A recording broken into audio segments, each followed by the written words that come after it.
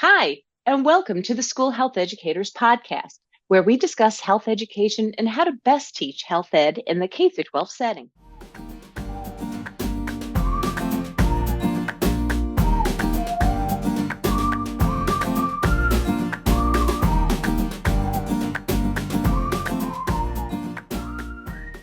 Hi, and welcome to the School Health Educators Podcast. I'm your host, Lori Reichel. Today's episode is focusing on some SEL tools for HE teachers. So SEL is social emotional learning. And this episode, I'd like to share some tools that we as school health educators can use in the classroom setting. What's really neat about putting this episode together, and it's going to be a quick one, what's really neat is that a lot of people right now, because it's December and it seems like the weather's changing, there's so much going on the planet. What's neat is this is a great time for us to refer to some of these resources to see what we can use as educators for our own lives, but also in the pre-K through 12 setting. So I want to go over some items. Also, I've been seeing some things on a Facebook feed. I follow the Health Central group and the New York State Health Central group, and I see that there's a lot of people looking for just some ideas of what to do during this time in December. So I'm going to share some things with you.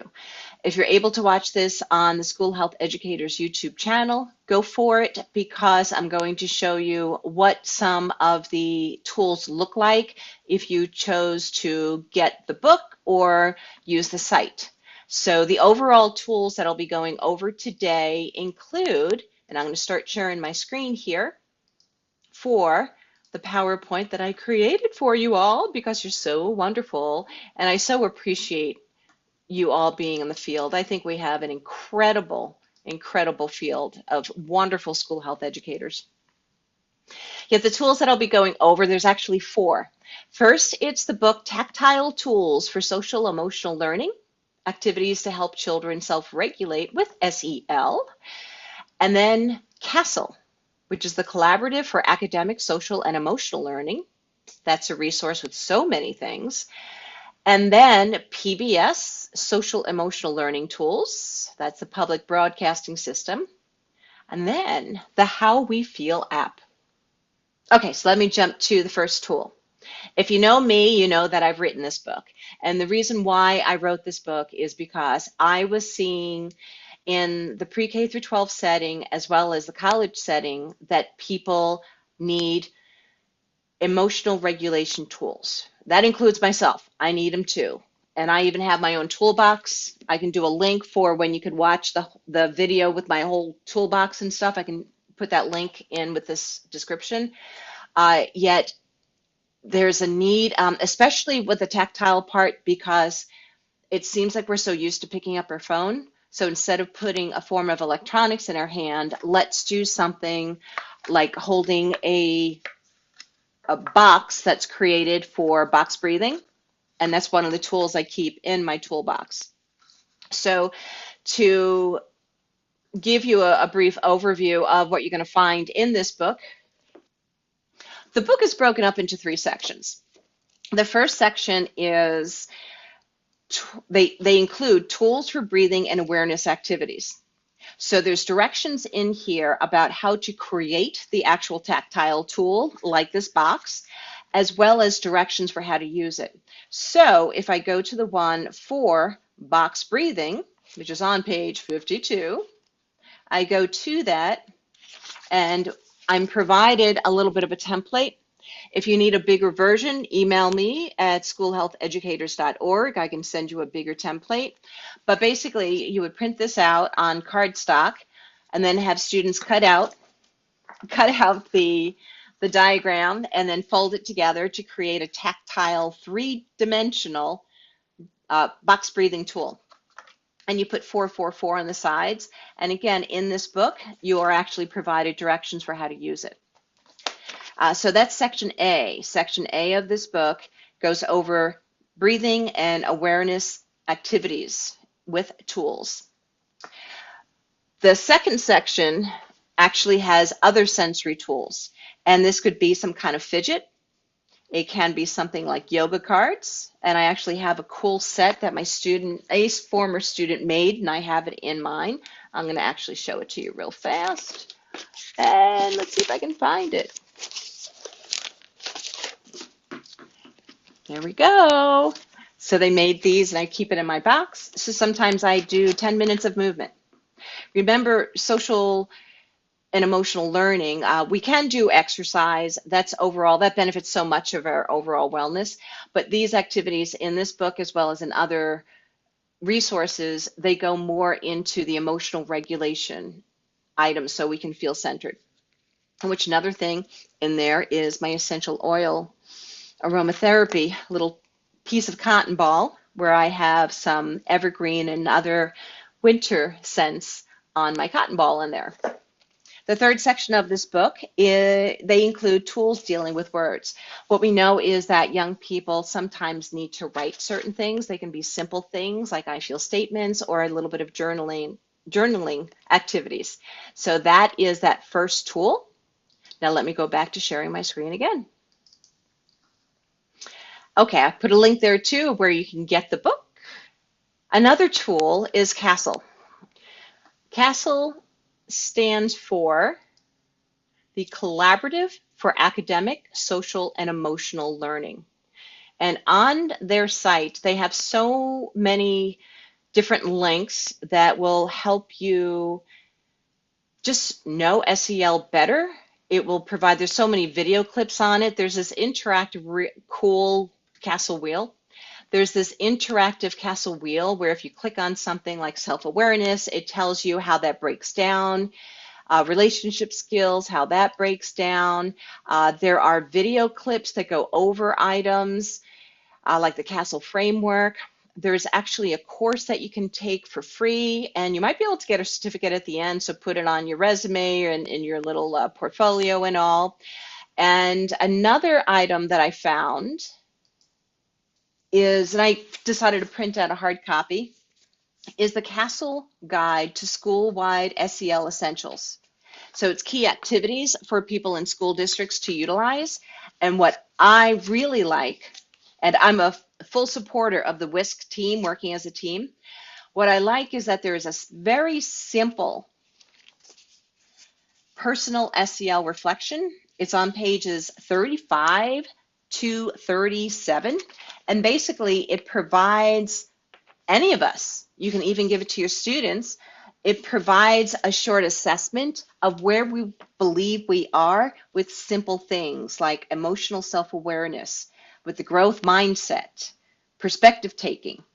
And this is something that young people can actually reflect on as well as ourselves and think about what might be our bigger challenges in any of the 5 areas of SEL, of the 5 competencies, and maybe start creating a plan to strengthen the parts that we're weaker in.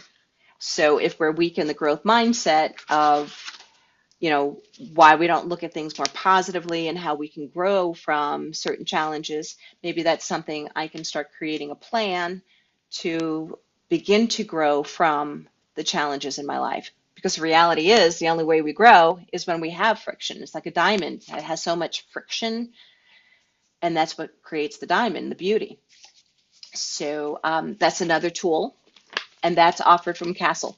So that's why I'm recommending that as a resource for SEL. A little side note, by the way, as I go back to sharing my PowerPoint, a little side note is I'm discovering more and more tools because I'm creating a graduate level course for SEL for my university, and it's really neat to be able to refer to valid and reliable resources for the future educators that are in this course.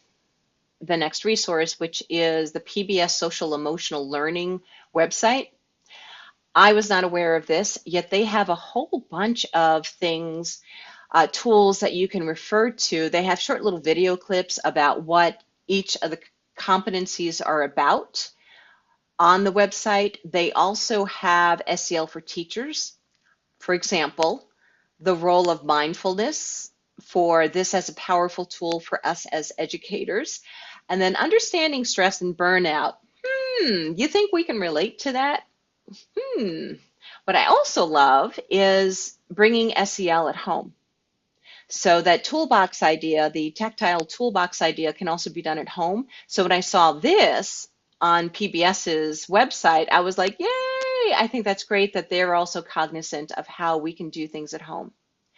So PBS has done some research themselves. They have a whole variety of things, of ideas also on here. I know it relates to other subject areas, but you can check this out as a resource. It's really neat. Another resource I want to bring, this is the fourth one for this episode. It's called How We Feel. It's an app actually, and it's for free. So some speakers that connected with CASEL, they did a YouTube video about emotional regulation. One of the speakers mentioned the How We Feel app, and I just thought I'd share it with you. I thought it was a really neat idea. You do have to download the app, but basically this app, it's created by a whole group of professionals, including scientists and engineers, psychologists, to help people describe how they feel. So what's really interesting is we've gotten so busy, and sometimes we've been told what to think. And because of these things, we don't always connect with what's going on inside of us. So that emotional learning part is for us to recognize, how are we responding? What are the feelings? In which there are great feeling circle charts out there to help people even point to a variety of feeling words. And then what is our body even telling us with these feelings? So how's my body responding? Is my heartbeat going faster? So this app, How We Feel app, is providing a way for people to identify the feeling words. So if I asked you right now, this day in December 2025, how are you feeling? You actually say something like, I feel excited, I feel stressed. Sometimes when we ask young people and adults how they feel, they do this thing of, I feel that this is weird. I feel that there's too much work. What we want people to do, including students, is to identify feeling words. I feel sad. I feel excited. I feel overwhelmed. So they can start connecting with their emotions and their body before thinking and trying to outthink their feelings and suppress their feelings. In which, one of the episodes I'm going to do in January is an activity that I recommend we do with young people, where we differentiate the difference between emotional health and mental health. Because this whole thing about emotions and SEL learning is, we need to go back to the basics of what are we feeling, what's going on within our hearts, within our bodies, before we make decisions for things and before we think things. So to conclude, I went over 4 different tools or resources you can refer to. I like the word tools these days, and that's the Tactile Tools for Social Emotional Learning book that I am the author of, CASEL, which is the Collaborative for Academic, Social, and Emotional Learning, PBS Social and Emotional Learning Tools, as well as the last tool I went over, which is the How We Feel app. So those are all items you can refer to. The How We Feel app might be usable right now before people have breaks before holidays. Also, one last thing I want to throw out there. Are you interested in being a guest on the School Health Educators podcast? Anybody that's been a guest in the past has said that the recording has been fun. It hasn't been distressful. It's been more eustressful and exciting. So I am attempting to have other voices on this podcast so you can hear other people talk about what they're doing in the field, as well as get excited about what's going on. So feel free to email me, Lori at schoolhealtheducators@gmail.com. And Thanks for doing what you're doing, folks. Thank you, thank you, thank you.